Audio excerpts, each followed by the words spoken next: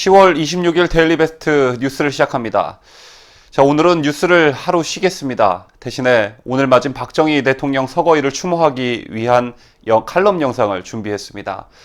여러분께서도 아시다시피 오늘은 10월 26일임과 동시에 박정희 대통령께서 김재규가 쓴 총에 가슴과 머리를 맞고 애석하게 세상을 떠나신 날이기도 합니다. 당시 박정희 대통령의 나이는 만 62세였습니다. 여러분 잘 모르실 테지만 김재규 장군 명예회복 추진위원회라는 곳이 있습니다. 단체 명에서 알 수 있듯이 이들은 김재규를 비롯한 관련자들을 11.6 의인이라고 칭하며 매년 추모 행사를 갖고 있는 것으로 알려졌습니다. 올해도 여지없이 지난 5월 24일 서대문 형무소 역사관에서 합동 추모식을 가졌는데 이 자리에는 이부영 전 의원, 강신욱 변호사, 함세웅 신부 등이 참석했다고 합니다. 자, 이보다 한참 전인 2011년 추모제에는 당시 천정배 의원이 참석했는데 이 자리에서 천정배 의원은 이렇게 축사를 합니다. 역대 대통령을 이제 다시 뽑는다면 누구를 뽑겠느냐? 놀랍게도 박정희 전 대통령이 1등을 했다고 합니다. 박정희 쿠데타라는 역사 군사 독재 잔재는 아직도 현재 진행형입니다. 5.16 쿠데타 유신 독재 이 나라의 가장 큰 장애물입니다. 4.19에 뛰어든 선배님들이 계시는데 4.19 이후에 5.16이 없었더라면 이 나라는 주체적인 민주화 경제 성장을 이뤄서 정말로 정의롭고 인간의 존엄이 존중되는 나라로 발전했으리라 믿습니다. 유신 독재가 없었더라면 우리는 다시 한번 정의롭게 사는 나라로 도약할 수 있었을 것입니다. 이것을 가로막은 사람들이 아직도 우리 사회를 지배하고 있습니다. 이 사람들이 오히려 국민 대중을 상대로 주인 노릇을 하고 있습니다. 이런 잔재들이 이 나라의 독점과 탐욕의 기반이 되고 있습니다. 이 어처구니 없는 일들이 진행되고 있습니다. 천정배 의원은 5.16이 없었더라면 이 나라는 주체적인 민주화 경제 성장을 이뤄서 정말로 정의롭고 인간의 존엄이 존중되는 나라로 발전했으리라 믿는다고 했습니다. 5.16이 없었더라면 이라는 말의 뜻은 박정희 대통령이 없었더라면 이라는 뜻임과 동시에 어디까지나 가정을 전제한 말입니다. 자, 그러나 우리는 가정이 아닌 사실을 목격하고 경험했습니다. 박정희 대통령은 전쟁의 패어 뒤 찾아온 가난을 타파하기 위해 중화학공업을 육성해 이를 경제성장의 천병으로 삼고 수출 주도 경제 개발을 추진했습니다.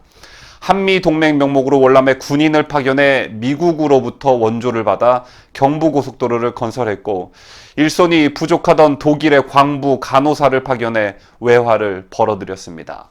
당시 파독광부와 간호사들은 자신의 최소 생활비만 남긴 채 나머지 돈을 한국으로 붙이는 등 고단한 생활을 한 것으로 잘 알려져 있습니다.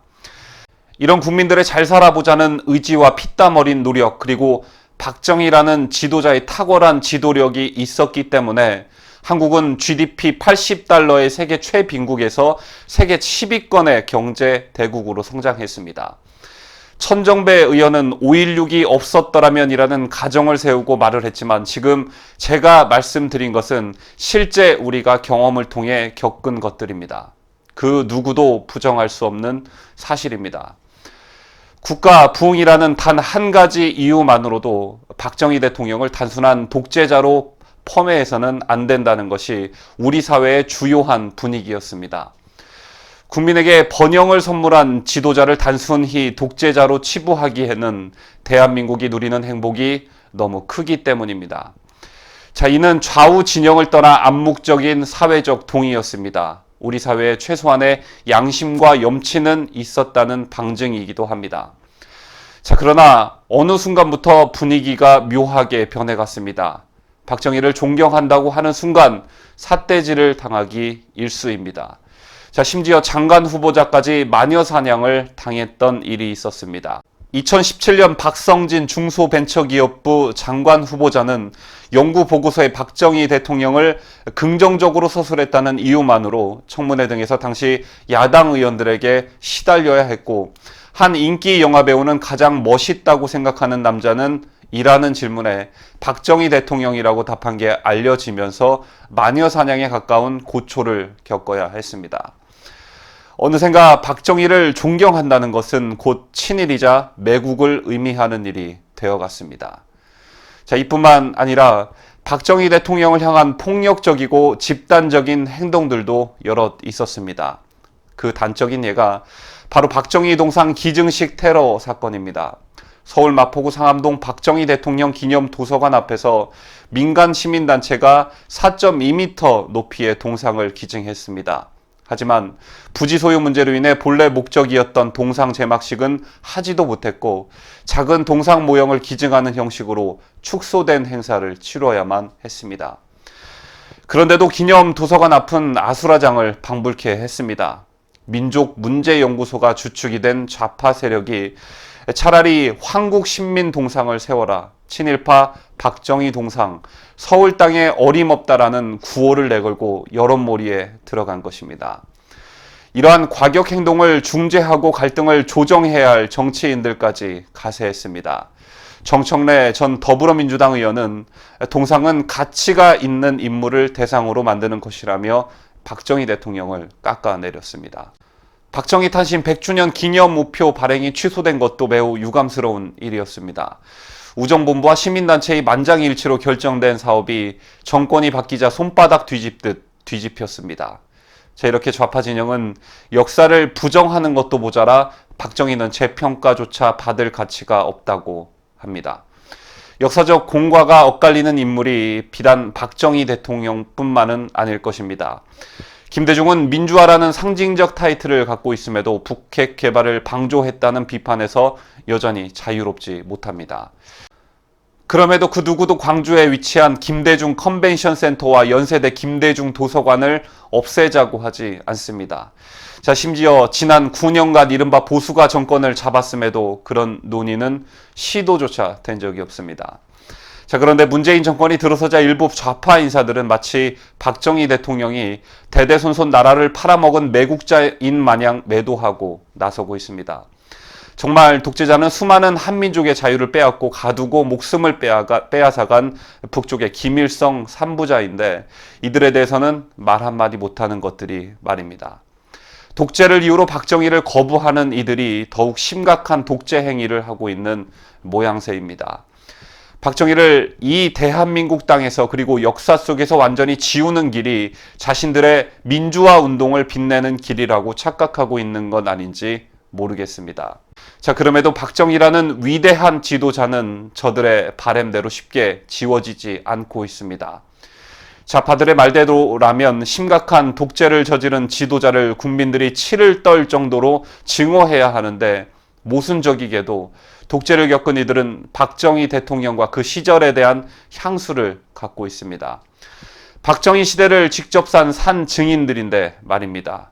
그리고 여러분이 오늘날까지도 애용하고 있는 경부고속도로, 그리고 북한처럼 대머리 산들이 아닌 아름다운 푸른 산들, 또한 아직까지 우리나라를 먹여 살리고 있는 철강 조선 제조업의 상당수는 박정희 시절부터 기반을 닦아놓은 것이 지금까지도 빛을 보고 있는 것입니다.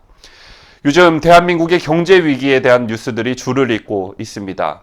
여러 가지 복합적인 원인들이 있겠지만 그 근본적인 원인을 따져보면 그 시절 박정희 대통령이 닦아놓은 여러 산업 분야들의 수명이 다했고 진작에 국가성장 동력을 이끌 또 다른 무언가를 만들어 놨어야 했지만 박정희 이후 등장했던 우리나라의 지도자들은 그 성장 기반을 닦아놓지 못했습니다.